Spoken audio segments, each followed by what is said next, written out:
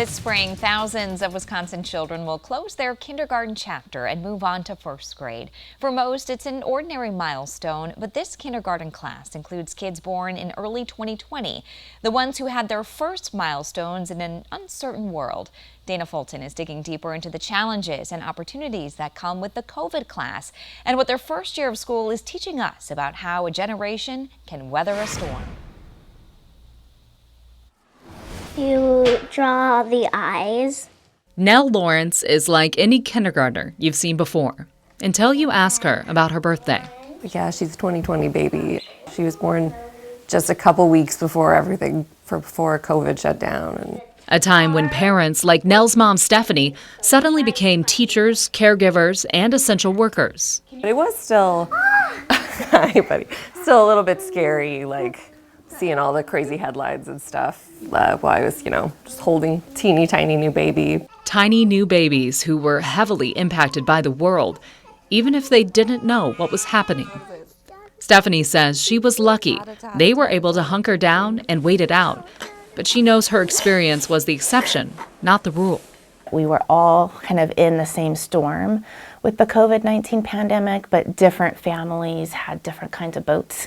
And that really matters. Psychologist Kathleen Hipke explains, in a child's brain, pathways for language, emotion regulation, and social understanding develop through daily interactions with caregivers, other kids, and the wider world. For the COVID class, that world was abruptly made smaller. There are a few things that we've been thinking about this group of kids.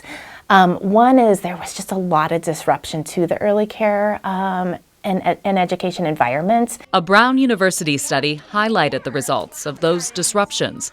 Since the pandemic, there's a measurable decline in children's social and emotional skills, like taking turns and managing frustration. Data suggests missed early appointments, delayed daycare, and seeing so many faces and masks may have negatively impacted these kindergartners. Hipke says the silver lining may be a renewed commitment to social and emotional learning in schools. We've seen for some years that there's been more interest and attention to the fact that we can intersperse social emotional learning into our educational systems. And this has been a time when the opportunity has just really been so clear. Angela Dominguez-Wahlberg has taught kindergarten for 15 years. And I think the most important part of kindergarten still to this day is teaching kids how to be a good human. She also became a mom in late February 2020. What kind of books does she read? Harry Potter. The science says these children carry real risk factors. It's about good and bad and magic.